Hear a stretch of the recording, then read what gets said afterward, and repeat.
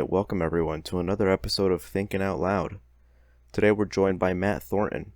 He is incredibly well known among the circles in which we associate ourselves with, his name being mentioned along the likes of Sam Harris. He's good friends with Peter Boghossian, and he recently had a great conversation with Ali Rizvi on BLM on letter.wiki. He has his own blog. The link to it is in the description of the video below. We talk about martial arts, Trump, populism, tribalism, morality, and more. It's probably a greatest hits Matt Thornton episode. It was a great conversation, and I'm glad we had the opportunity to have him on. Anyways, I hope you enjoyed the episode. Shut up and sit down.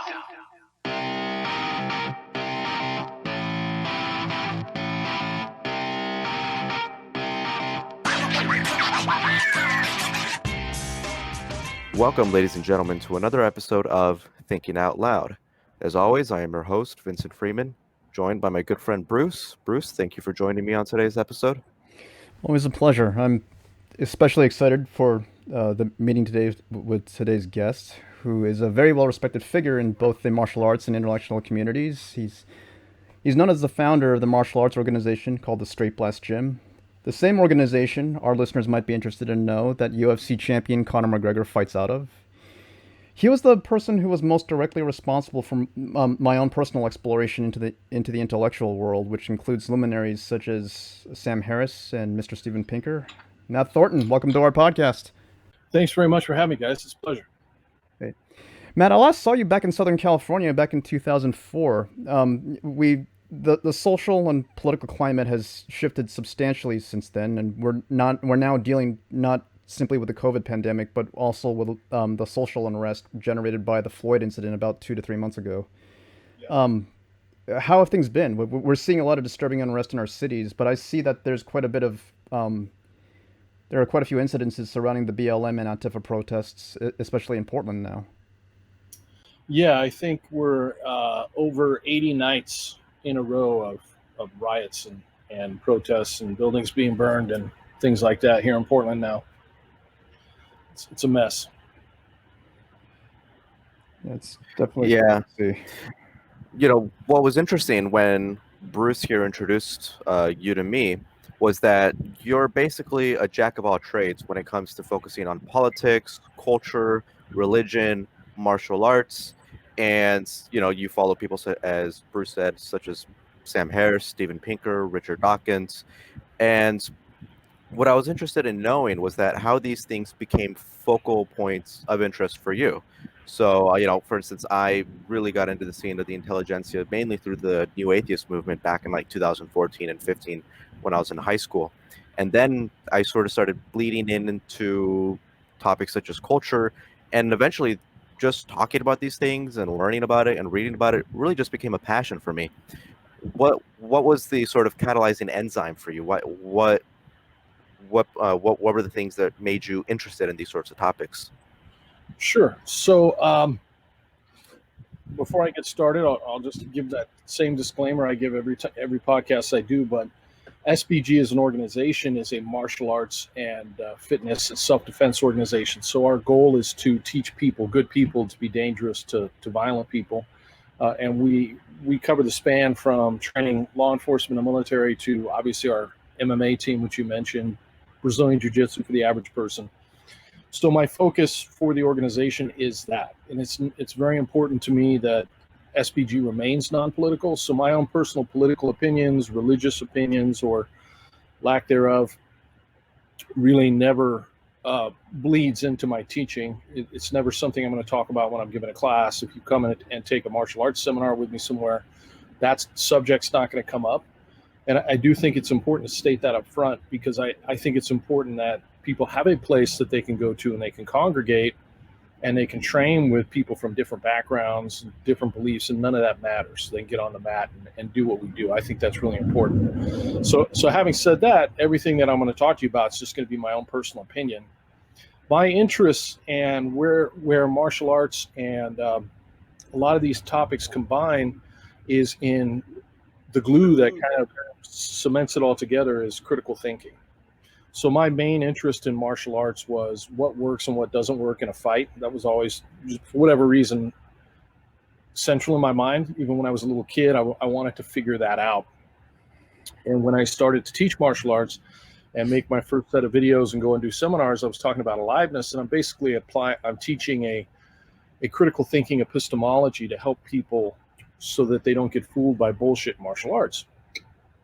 But it turns out that being interested in truth, or being interested in the epistemologies that lead to truth, that transcends any one particular issue. And that's where things like politics and martial arts and philosophy kind of come together. Peter Boghossian is one of my students, so I've known him for years. When I first read Sam Harris's book, The End of Faith, that book in particular had a major effect on how I think, in particular about how I think about religion or New Age philosophy. And after reading that book, I wrote Sam a long email because I could see that he was also interested in martial arts, and I did not want him to go into the fantasy-based stuff. And so that's how Sam and I kind of got to know each other. But the glue that holds it all together, and the linchpin between martial arts and science, and martial arts and critical thinking, is the search for truth and the epistemology of truth, and understanding that answer-seeking methods are in many ways more important than the answers themselves. Yeah, I've been thinking about getting into either something like Brazilian Jiu-Jitsu or something along those lines, because I'm sort of getting influenced by people, as you said, like Peter Boghossian and Sam Harris and Bruce over here. Everyone seems to be doing it except for me. Yeah. And I really need something, because I'm completely out of shape, underweight. So probably one of the things I'm going to be interested in later on in the future. Good.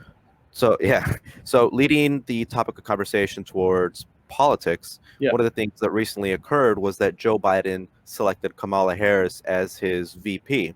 Now, this is going to be interesting, right? Because judging by what Joe Biden has said, it doesn't seem like he's going to run for a second term. So we could be looking at the first female president if Joe ends up winning the presidency.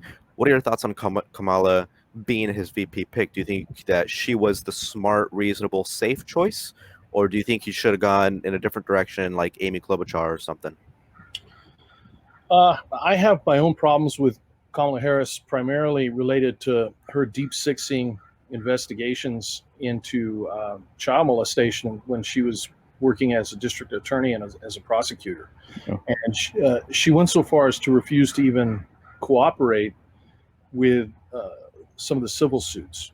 And her excuse for it was, well, she didn't want to release the name of the victims, but it was the victims themselves that were asking for her help. And everybody knows that you can easily redact the names when you release those kind of documents. So it really is kind of a mystery as to why she would not cooperate in any way whatsoever, and putting away some of these child rapists, some of whom were still in positions where they could continue doing their crimes at the time, other than the fact that we know she took quite a bit of money from the Catholic Church.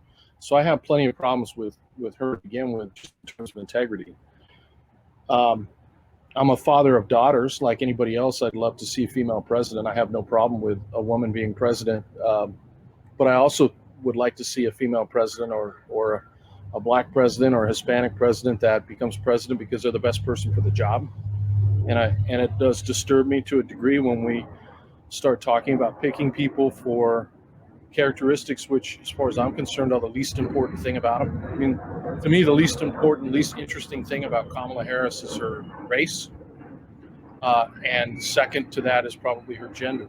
Those two things are the least interesting, least qualifying factors that she has as a leader. So I would love to see us get past that and start just electing people based on merit. And it's also a mystery to me why she hasn't received more criticism in the mainstream press based on what happened with the Catholic Church. I think that's an awful thing, but who knows? The election's still early. We'll see. Yeah. A lot of people are saying that Trump doesn't really have a high chance of winning, given how he handled the pandemic and given how he's been handling the whole situation with Iran, I think back in January or February. People are genuinely thinking that this could be Joe's time to shine. What do you think Trump's chances of winning are? Yeah, we talked about this last time, but the truth is, I'm terrible at predictions, and I'm not a Trump fan in any way, shape, or form. I think he's completely unfit for office. I said that when he was running for the nomination, and I turned out to be completely wrong. Obviously, he won the nomination, and he won the president. I didn't think there was any way possible for Donald Trump to become president. So, I think people should be careful. I think it's very likely that he may win again. I think what was at play last time that I didn't know, and I don't think a lot of people understood at the time, was there's a lot of people who just don't say they're going to vote for Donald Trump. They're going to vote for Donald Trump, and there is a tremendous amount of anger in the country. Much of it righteous anger. I mean, anger for good reason at the left and at the Democrats. And I think Trump becomes kind of the vessel for a lot of that anger and that resentment. And I think the Democrats should be careful, because I think would not surprise me if he wins a second term. Mm-hmm. Yeah, 2016 was such a weird time because we were all sort of just completely flanked from the left when Donald Trump won. We were reading the polls like Hillary Clinton had a 98% chance of winning. Right. And then all of a sudden that 2% just snuck up and completely caught us all by surprise. Yeah. And, what you said was, a lot of people always attribute Trump's rise to presidency as a sign that the United States is one of the most racist and bigoted countries on the planet. This shows that we have not made anywhere near the amount of tremendous strides towards equality or being tolerant as much as we would like to believe. But I think that is a very misguided analysis. I'm sure that genuine racists and bigots were very happy with the fact that Trump went into the presidency in the White House, but I don't think that's the real thing that we need to focus on. To me, what was interesting to see was this rise in populism that occurred, sort of the Tucker Carlson view of populism. So do you think that that specific side of populism, right? That aspect. Do you think that was the biggest factor in getting Trump elected? Or do you think that there's some merit to the argument that people either, were just tired of this whole PC craze and so they went with Trump, or that people had deep subconscious hatreds towards women and so that's why they didn't want to vote for Hillary Clinton? What's your analysis of how Trump got into the White House? Yeah.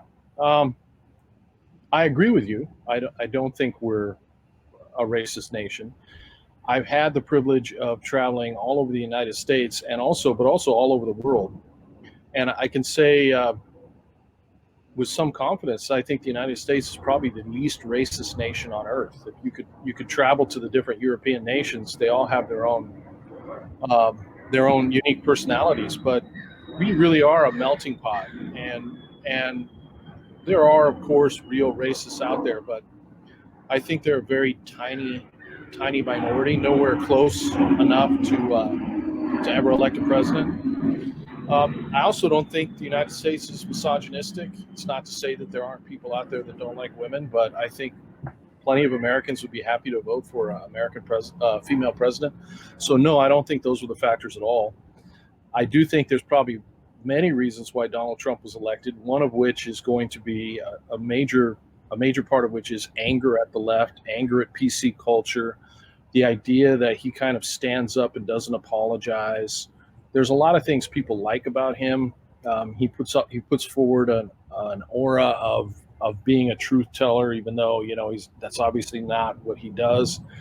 But I think the main thing that elected Donald Trump was anger at the Democrats, not people's love of Donald Trump. I know quite a few people that actually voted for Donald Trump, people that I like, people that are good friends of mine.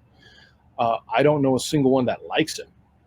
They voted for Donald Trump. Their vote for Donald Trump was really a vote against Hillary.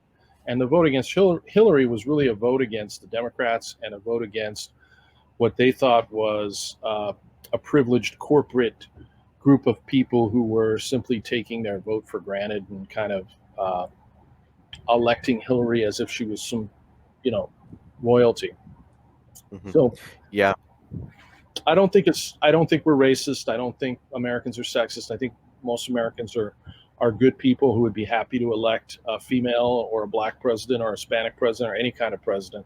I think the majority of Donald Trump's popularity can be attributed primarily to the anger people have at his opposition, and I don't think that a lot of the Democrats, the mainstream Democrats, have really come to grips with that yet. They haven't figured that part out yet because they keep making the same mistakes, keep making fun of the same people, keep that same resentment I see for people in the center of the United States and the coast, what they would consider to be the coastal elites, and that none of that really has changed. If anything, it seems to have become magnified.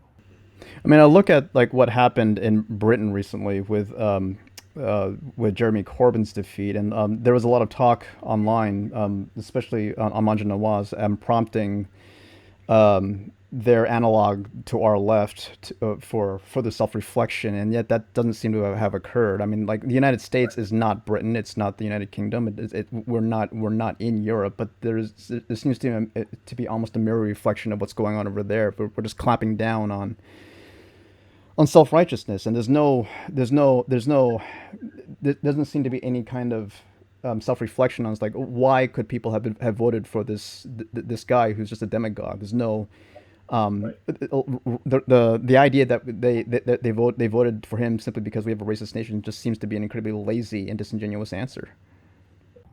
It's 100% lazy, and I do agree. I think the election in Britain was very similar. It occurred for very similar reasons to what we saw over here. Yeah. Yeah. And as you said, I think one of the things that people completely really misunderstood was just how hated Hillary Clinton was. Yeah. This didn't start in 2015 or 16. She was hated since back when Bill Clinton was in the presidency. All you have to do is just read the works of like Christopher Hitchens. I don't think anyone hated the Clintons as much as Hitchens did. No. And so a lot of people like to say, wow, look, you have a well-qualified woman who's running for president, and she can't even beat one of the most unqualified people on the planet. That just goes to show you how sexist this country is. And it's like, no, first of all, this is an equation that has a lot of variables. As you said, one of them was the fact that people were really angry at the Democrats. And I have a friend, for instance, who was voting for Bernie Sanders. That was his first choice. And when Bernie Sanders didn't get the nomination, and the conversation now was between Clinton and Trump, he switched to Trump because he had such a huge, like that's something to me that doesn't make sense. But in his mind, he associated Bernie Sanders with being anti-establishment. And that's not something that you can associate Clinton with. Clinton is very much neoliberal establishment, but Trump is anti-establishment. So he made that connection. That was his jump. And I don't doubt for a second that that's the connection that a lot of people made. Enough people to the point where you have to have that conversation. And now, I'm always open about the fact that I voted for Clinton. I viewed Donald Trump as just the amalgamation of everything that I despise. And so, but that's not to say that I don't recognize why people wouldn't want to vote for Clinton. I mean, she was just so unfit for the presidency as well, to the point where it makes me laugh just thinking about the people who attribute this nothing to sexism. It's like, it shows that you have no idea what's been going on amidst the political conversation since like the late 1990s. Right. So, we've talked about what's been going on in our culture, and what concerns me is that we're having so many conversations, so many useless conversations, I'd go so far as to have, about whether or not Black people can be racist, about whether or not racism is always manifesting itself in situations and it's our duty to expose that manifestation. All these strange for me specifically, trying to replace the word Latino with Latinx, it's like these are conversations that are happening all over Twitter.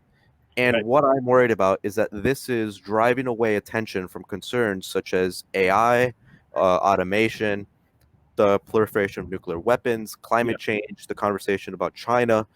Do you have a similar concern on your end, or do you think that these cultural conversations, we need to have them first? Because if we can't have our house in order about how to define racism, then we certainly can't have a conversation about whether or not we should have nuclear treaties. What are your thoughts on this? Right. No, I agree with everything you just said. So I have friends who who will talk about what a waste of time those kind of cultural issues are. That's only on Twitter. And for them, they would, as they would say it, they're specifically more about pocketbook issues related to healthcare and things that are going to affect the American family. And I understand their point of view. For me, I might be more concerned with things like nuclear proliferation and things that are happening overseas. But either way, what I try and remind him is that politics, as the old saying goes, is always downstream of culture. And these kind of culture war issues really do move elections. And I think that that's a big part of what got Trump elected, number one. And number two, as my friend Pete has been saying for a long time, he and people like James Lindsay and Helen and other people have been highlighting some of the insanity that's going on in the academia. And it really is insanity. And it's pernicious as well in terms of the hatred and racism that it's wrapped up in about that in academia. And most people, even most mainstream Democrats, would look at that and go, yeah, I know, but that's just Twitter, or that's just at Berkeley, or, you know, in some of the humanities departments. But if you look now and look around, it's everywhere. It's in every government agency. It's in corporate America. It's, you know, critical theory and all of its many components, critical race theory, and all that Marxism really has spread throughout our modern culture and is actually influencing public policy as we speak right now at a level that will affect our daily lives, whether it has to do with police being able to respond or diversity seminars that people are forced to sit through that are essentially racist, and that's going on every single day. So I don't think people can look at what Pete's been talking about and what James has been talking about and say, well, that's just a small part of academia. It's spread out of academia. So one way or another, though, I agree with you, a conversation like whether you should put X on the end of a word like that is silly. At the same time, when we ignore those kind of issues, they move a lot of voters, number one. And the ideologues that are pushing that stuff through, they're continuing their work, and corporate America and government agencies are actually making policy based on this ridiculous pseudoscience. So I guess in a way we do have to pay attention to it no matter what. Mm-hmm. Yeah, I think you worded it beautifully. It's nothing short of annoying when people like David Pakman or Sam Cedar say that, okay, yes, the woke people, these crazy woke people are a problem, but it's just a small minority, nothing to be concerned about. This, first of all, that's not even true. This is all over academia. It's been all over the humanities since the 1990s, and now it's infecting STEM. I remember reading an op-ed in the Wall Street Journal by a physicist where he said that in the STEM departments, they always recognized that deconstructivism was in the humanities. It was in sociology. It was even in philosophy to some extent. And, you know, once the 1990s came in, it started manifesting itself as post-colonial theory and then queer theory, fat studies, disability studies. But he said that they just kind of looked at it and just laughed at it, you know, let it stay in the humanities. And I thought that's probably why it's now infecting STEM, because no one attacked it while the seed was being planted. They just let it grow. Right. And so, you know, for me, as much as I admire people like Deborah Soh and Colin Wright, who have done a great job at attacking this sort of nonsense, I really wish, and just for the sake of the audience knowing who they are, Deborah Soh is a neuroscientist and sexologist who is very anti the sort of regressive tendencies that a lot of people have when they think about topics like gender and sex. And then Colin Wright is an evolutionary biologist, very same thing. And they left academia for these reasons exactly, because they noticed that the academy was just being infested with this doctrine, and any dissent would have you ostracized. Colin Wright couldn't even get a job anymore because people kept calling him a sexist and racist on boards specifically meant for hiring people who are evolutionary biologists. Right. As much as I respect them and I'm glad that they're doing this work, I really wish they didn't leave academia, because I think part of the problem is the fact that people are letting the bullies win in this case. They're letting the bullies run them out of academia. And so that's why, you know, I have to start applying for grad school soon. I'm not going to stop talking about this stuff just because I am now in the academy and there's an expectation that I have to toe the line, that I have to abide by the new religious precepts that these people are instituting. Right. Yes, and I agree with you. And I hope people like you stay in academia, and I hope more people stay in academia. I actually had a friend who's far more left leaning than I am say something interesting to me the other day. He's a teacher, and he admitted that this stuff is all over university and in the colleges for teachers, and the public school teachers who are graduating university right now have basically been marinated in this kind of stuff for 6 years. And but the other thing he said that was interesting is he said he thinks it's destined to fail ultimately because it is pretty much a religion and it's incapable of changing. So they never improve. Like there is no argument. You can't debate the ideas with them. They just shut it down. But the upside to that is it's rendered itself immune from that kind of criticism. But the downside to that is it can never improve. It can never evolve with the times. So in his opinion, it was ultimately destined to fail. That seemed maybe overly optimistic, but at least it's something positive. I think it's probably right. I think since the conclusions that this philosophy forces you into are patently untrue and provably false, and because that's the case, I like to think that in the long run, truth will win out, and you will be in the majority opinion in academia. But maybe I'm being naive.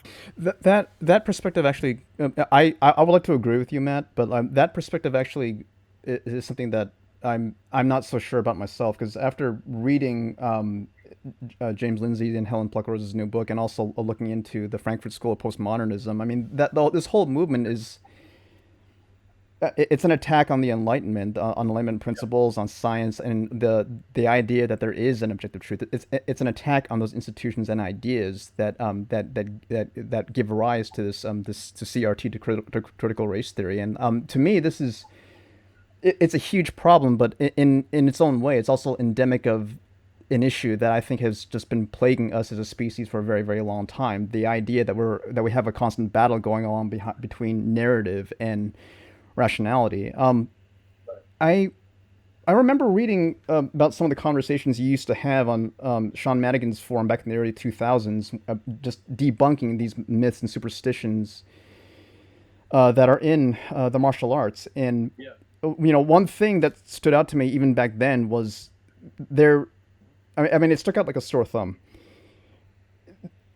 All those conversations revealed how all of us like to how we would prefer to believe in stories, in mythical figures, in magic, or right. systems that just validate something about us as individuals, and how once that need for validation is in place, we fight tooth, we fight nail to defend whatever narrative props that up.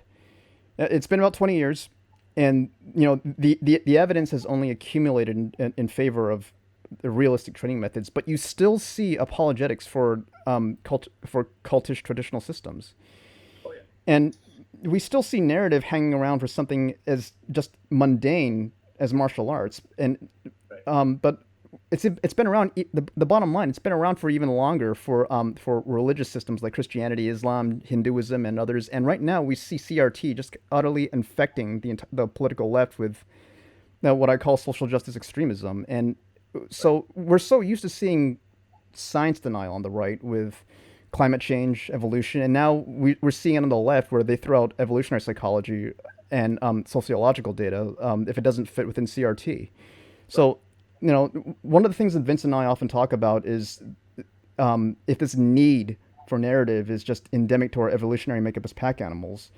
But what does all this have to say about us as a people, as an evolved species, to be able to think rationally and to take in evidence and to shift our perspectives, our actions, and our opinions along the way? Because what I see happening around us, it's an incredibly just depressing picture. I'm not so sure about the future of if reason's going to win out in the near term, and we may eventually make it past this. But I'm of the perspective that once we do get past it, at the very least, it's going to be a Pyrrhic victory. Yeah, I might be a little bit more optimistic than you on that. I understand everything you said, and I understand that point of view for sure. And you could be right. I don't know for sure that you're not. But let's take martial arts as an example. If we go back 20 years, or let's just go back right before the first UFC, me arguing about training, sports like training being the functional way to train martial arts, and dead patterns, and how traditional martial arts have essentially the same thing as religion, where you have a mythological creation story, and you have the guru, or the prophet, and then the doctrine that comes down, and the patterns that get repeated and unquestioned, all that kind of stuff. I was talking about what was at the time the majority of training. And then the UFC happened, and then people started to pay attention to the different arguments, and Brazilian Jiu-Jitsu became popular. And now wherever you go in the United States, any major city, you're going to find probably one or two Brazilian Jiu-Jitsu schools. You're going to find probably an MMA gym, probably a Muay Thai gym. The world now looks very different than it did 20 years ago or 30 years ago, while at the same time looking the same. So I don't ever have the idea that we're going to get rid of traditional martial arts. We're never going to get rid of martial arts con men. There's always going to be some fat Russian guy who's making videos pretending he can knock people over without touching them. There's always going to be people who want to go to who want that magic bullet, right? For all the reasons that you articulated, they're there, that market's there. As long as that market's there, there's going to be people who are there to exploit it and take advantage of it. The difference now is you can go online and fairly quickly go on YouTube, wherever. You can run into people like me, or thousands of people like me, who will explain the difference. And because of that,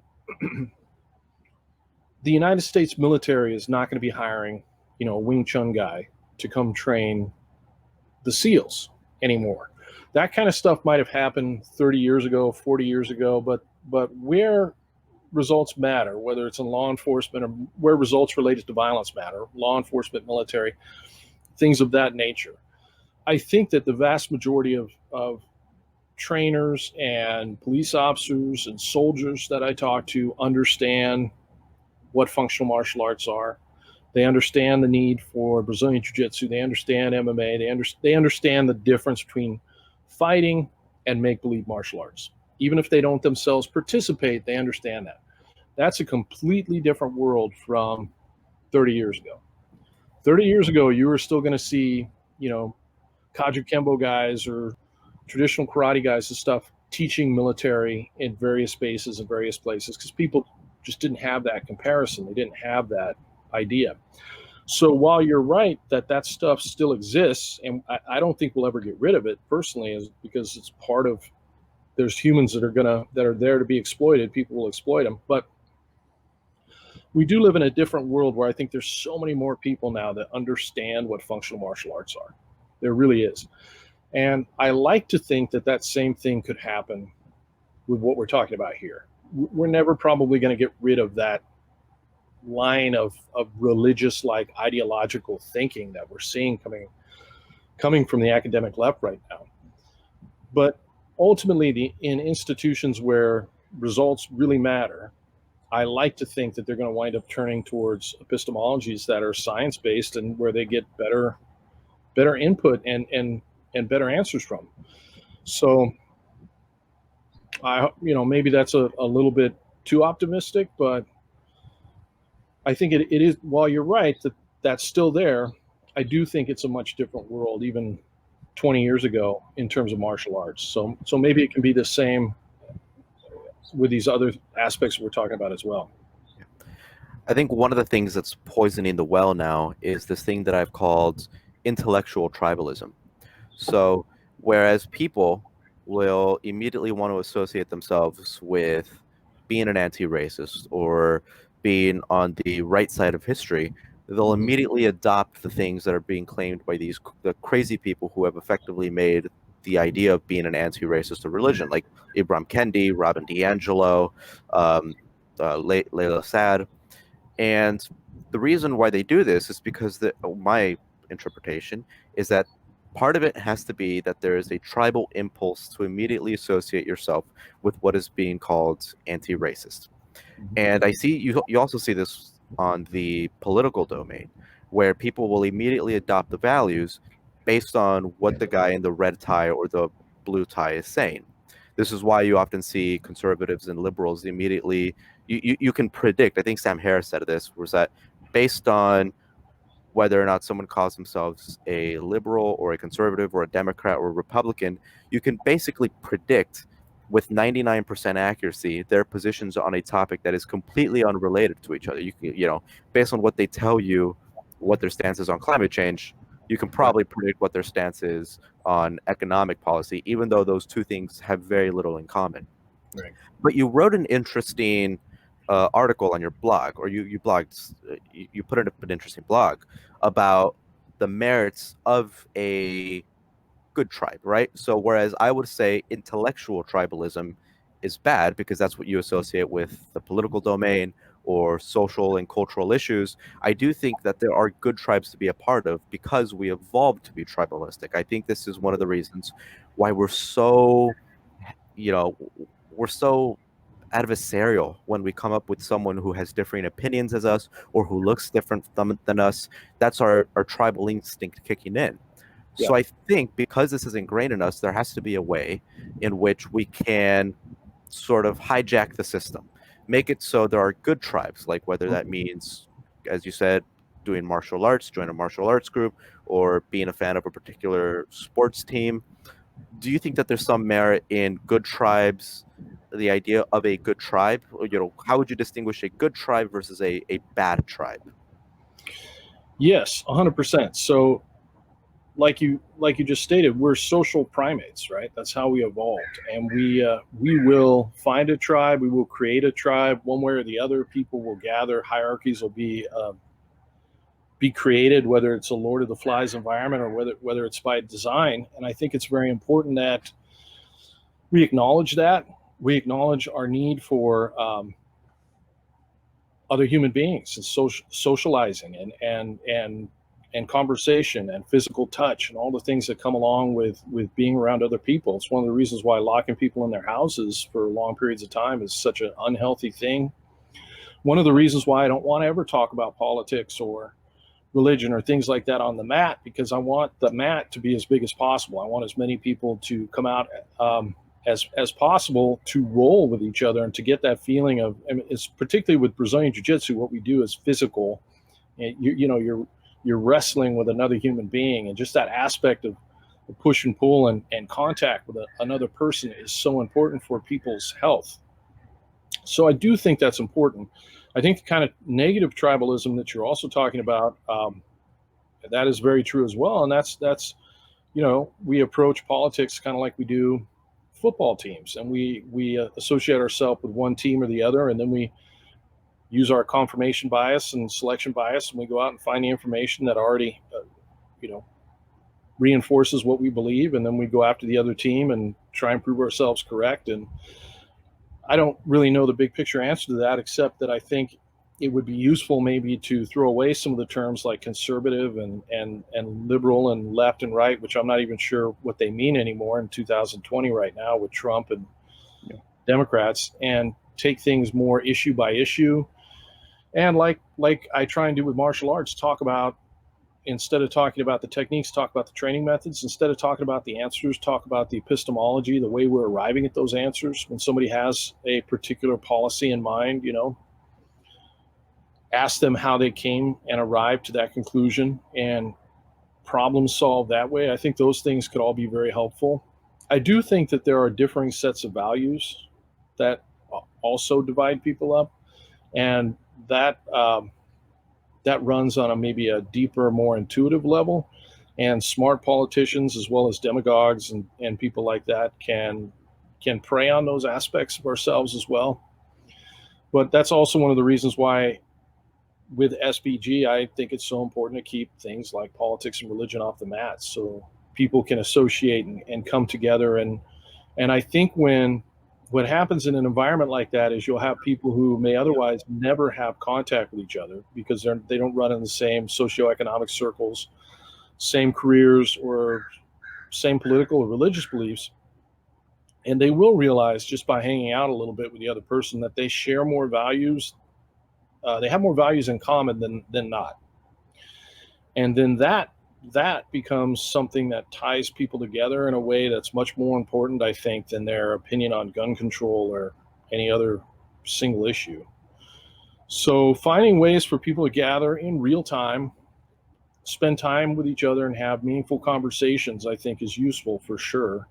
And that in and of itself, I think, will lend itself to healthier communities.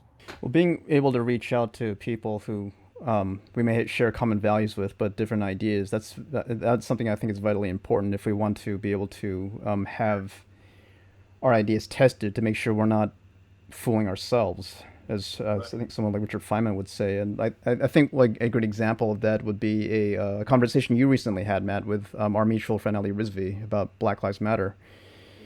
You both took very different standpoints on the issue. And it's a letter exchange on letter.wiki that I really encourage all our listeners to read, because when I read it, I one of the things that really that about that exchange that really appealed to me was that it wasn't a a tennis match of an opinion. It was an honest exchange of opposing views, and you both threw in quite a bit of evidence to substantiate your points. And the goal, as far as I could see it, was to approach objective truth. And it's a real shame that you can't talk about that in daily life, because the conversation quickly goes into a place where people start accusing people of being racist, of wanting to hold people of another ethnicity down. All of it goes to shit. All of it goes to ad hominem. The ideas are missed. It all becomes about people at that point. Yeah. And from what I'm saying, in my not so humble opinion, so many issues we're facing today could have been avoided if we had just been frank with each other, if we had talked honestly about issues like Islam, Black Lives Matter, transgender issues, etc. If we just ascribed a greater degree of respect to individuals than what we have for ideas like religion and culture, which have both been heavily fetishized, dishonestly discussed, and I think a lot of the reason why that's taken place is because there's a lot of justifiable guilt that comes along with it. But on the other hand, we've privileged religion and culture to the point where we're elevating different points of view to have equal value, equal standing, even in the face of objective facts, even in face of the objective consequences that occur if you follow a particular standpoint, and if you believe that each way is valid. And that is just due to what I consider just to be an undue an undue attribution of respect to ideas without the evidence to substantiate that. But how do we move past respect for, say, like cultures, and focus on respect for the individuals? I mean, again, to take another martial arts analogy, in some of the conversations that we've had in the past, one of the things I've always appreciated, I've always appreciated about the conversations I've had with you is that, like, when we talk about martial arts or whatever, there's no dancing around the issue. We would cut straight to the chase. We would just start discussing the actual effectiveness of the method, and if it hasn't been proven to work or not. Martial arts, as I said, is mundane. But when it comes to issues like religion or culture, that's when things get shot down really quickly. If very few people I know are willing to call out the problems in religion, Richard Dawkins being one of them, who has been documented on air, someone asking about what would happen if, should we respect someone's culture even if they say it's okay to beat women or to kill homosexuals, and he flat out said, to hell with your culture. So how do we move past respect for ideas and focus on respect for an honest dialogue and for an attribution of value to real ideas? Right. Right. That's a good question. That's a big question. So let me take it at the first part. My conversation with Ollie, I think the one thing that we did have in common, which I think we mentioned before, was we both wanted to show that people with very differing views on an extremely controversial topic can have a civil dialogue. I think that's a big part of the reason LetterWiki exists to begin with. I know that the brothers that created the website, that's part of their mission statement. That's something that I believed in. I think that's something Ali believed in. And so hopefully we were able to demonstrate that aspect of it. I do think it's really important that there are places like that people can go, whether even if it just means you're reading the argument. There are places where you can go, though, and see two people have a conversation on something like that topic and keep it civil. So that part I think is important. I too have to fight myself from constantly going back and questioning people's motives on issues that I believe strongly about, because I can see that from my perspective, their belief and their idea and refusal to come to grips with the actual facts are going to lead to bad outcomes. And I think, well, why can't they see where this is going? Why can't they see that if you cut the police department by 50%, you're going to have a lot more dead people, a lot more homicide victims, the vast majority of which will be poor and black? They must not care, right? So that they must not care, that comes up in my mind pretty quickly. And then I think, well, you know, they'd care if it was their neighborhood. When the Minneapolis City Council voted to get rid of the police department, they also voted to use taxpayer funds to give themselves private security, so they care about themselves. You can see where this goes, and then pretty soon you wind up hating these people. So, you know, you have to be very careful. I have to be very careful about that when I have these kind of conversations, and try and keep it evidence-based, and try and stay away from attacking people's motives. So that's something I think that's just human that we all have to do. Your point about respecting people and not respecting ideas, or affording ideas undue respect, I think is really important. And we do that. We do it with religion. And we're doing it right now with critical race theory and Black Lives Matter and other issues. There are cultural issues that come up that become taboo, either permanently or for a period of time. They become something that we as humans don't think we can talk about. They're afforded so much respect. A good example recently in our own lives has been the Me Too movement. You know, I'm a father of daughters. Obviously, I think that's a good thing. That I want to live in a world where my daughters are never going to be harassed and they can do what they want to do. So I fully support that. But at the moment, at the time when it was at the fever pitch of the Me Too movement, there were people out there that were basically saying you cannot differentiate between these different types of assaults. You can't differentiate between Harvey Weinstein and what happened with, you know, Al Franken, for example. Or you're going to have somebody that's an actual rapist being compared to somebody like Charlie Rose, whose main accusation was he was with a single woman who's in her 30s while he was wearing a bathrobe in his apartment, right? And you'll have a guy who's been on TV for 50 years lose his career, and we'll have a senator like Al Franken, who I think would have been a great adversary for Donald Trump, one of the probably the best people in our country to make fun of Donald Trump in a way that I don't think Donald Trump would have an answer for, kicked out of the Senate by a former tobacco lobbyist who I think is clearly a sociopath, Kristen Gillibrand, while everyone's in this fever pitch of the Me Too movement. And because it's an idea that at its surface everyone can agree with, of course women shouldn't be harassed, everybody becomes afraid to talk about it honestly, and it becomes a taboo for a moment, like religion becomes a taboo, like Islam can be a taboo. And you're right, and that's a very, very dangerous thing to happen. And that's what's going on right now with the Black Lives Matter movement. Neighbors putting up yard signs all around me, Black Lives Matter yard signs. When I talk to them, they don't know anything about the data. They don't know anything about what's actually happening with police officers, or how many Black Americans were shot, or why. They don't know the individual cases very well. They've never looked at the website. They don't know really what the organization is standing for. But they're putting up a yard sign because they don't want to be the person that doesn't have a yard sign up. And under that kind of social pressure, bad things happen. Bad policies get pushed through.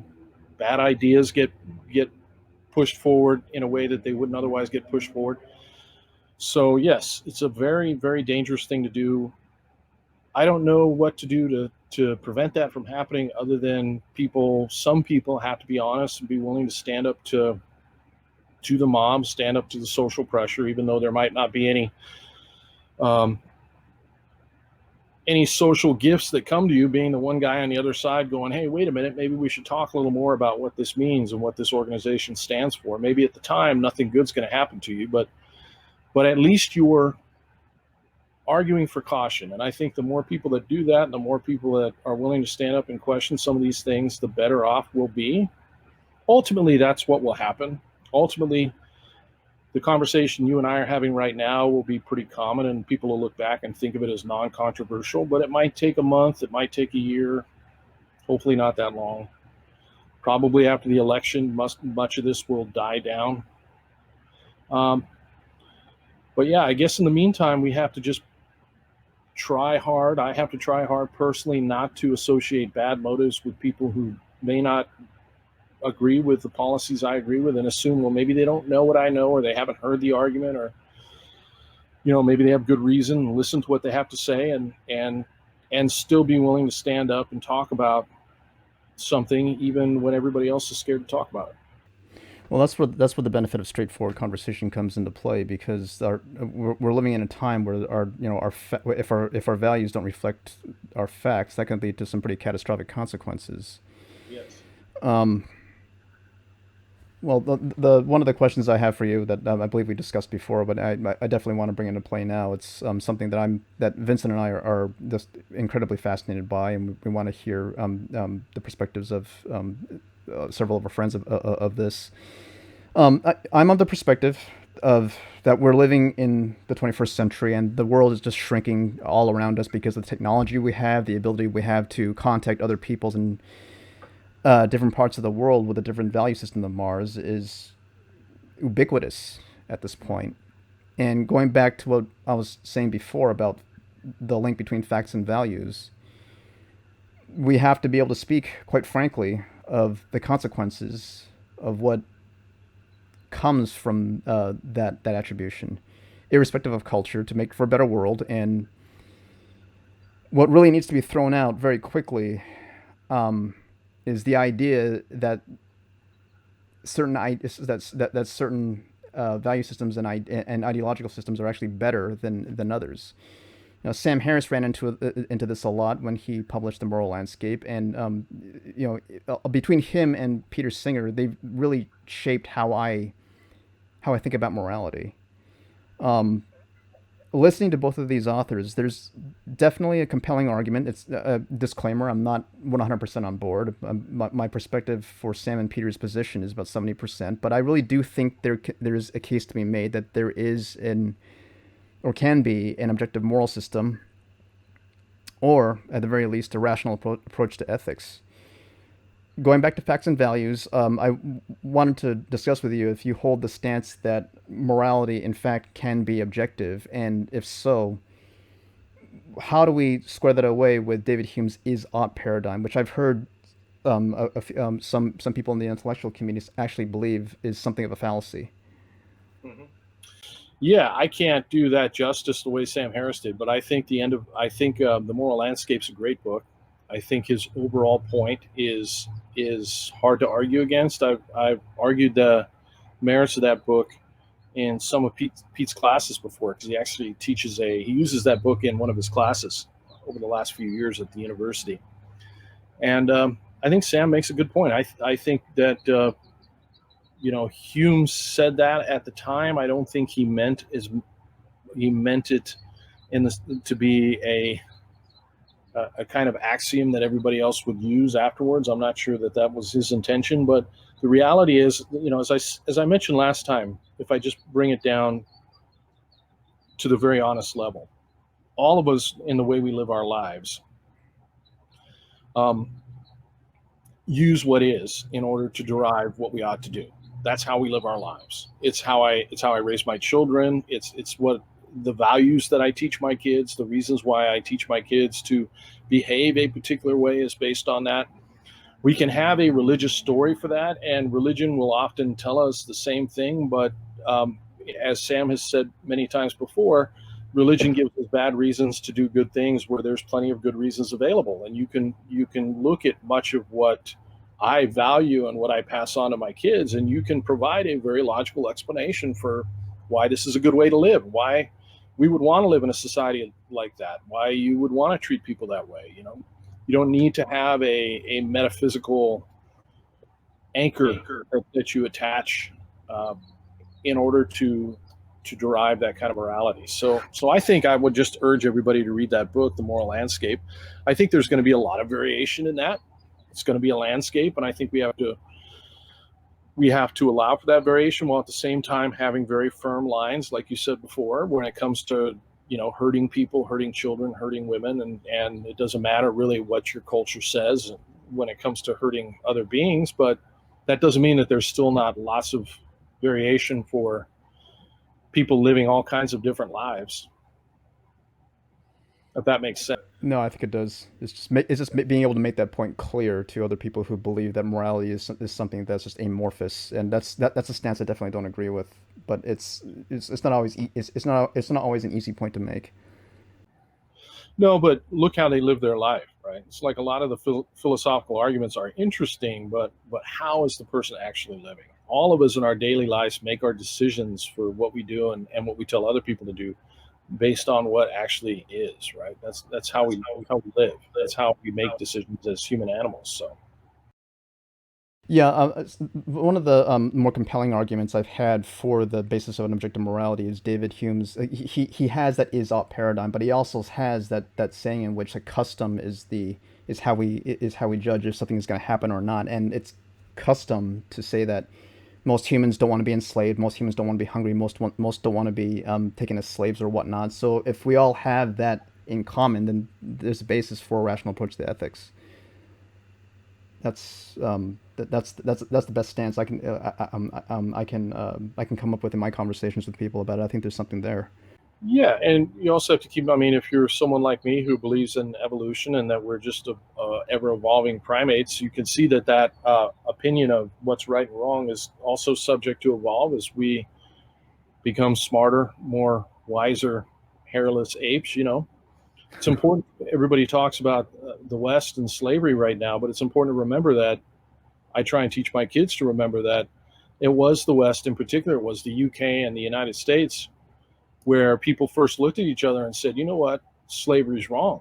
Maybe this whole thing about slavery is wrong and it's something we shouldn't do. But there was no culture, there was no society before that where people looked at each other and said slavery was wrong, let alone fought a war to end it or lost a great deal of treasure and blood to end it. That was in particular Britain and the United States that did that.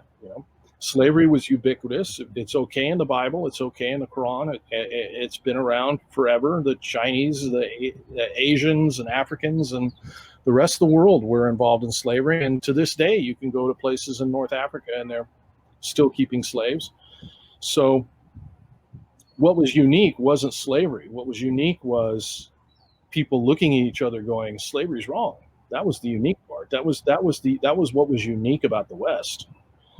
So anyway, that would be an example of an evolving moral realization. And I think now in 2020, we all recognize slavery is wrong, no matter what religion or what part of the world you're from.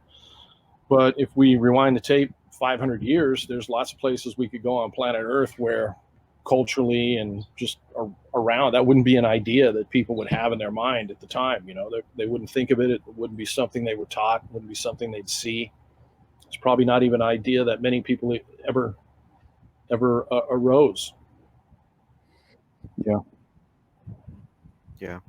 Well, Matt, I want to thank you or Mr. Thornton, I want to thank you for coming on the podcast. It's been an absolute honor to have you on. Is there anything that you would like to promote? No, I appreciate you guys having me on. If they're interested in the martial arts material, they can look us up at Straight Blast Gym. We have a free YouTube page. I have my online university, SBG University, and they can check me out there. Matt, I actually do have a question for you there. You have a book coming out on violence. That's a book that I've been eagerly awaiting and wanting to read. Do you have any idea when that'll be released? Yeah, thanks for asking about that. So that book is done. I finished that recently. I have an agent, and she's been working with me. Right now, the publishing industry is in a weird place, right? Book sales and everything's down because the bookstores are closed and everything going on with COVID. So we're in kind of a holding pattern as far as getting it published, and I have to make a decision whether I want to release a book right now or wait a little bit. And I think she and I have decided that it's best for me to wait a bit to try and put the book out, because I want to try and get the book in as many people's hands as possible. So that's where we're at right now. I'm waiting a few months, and we're going to go from there. But it's done, and it's definitely going to be published. And I look forward to talking about it whenever it gets finished. We can definitely have a conversation about that. That'd be fantastic. We'd love to have you back on to discuss your book. But yeah, thanks for coming to the podcast. It's been an absolute honor, and we really appreciate your insight and perspective on topics. Thank you. Anytime, guys. Thank you very much.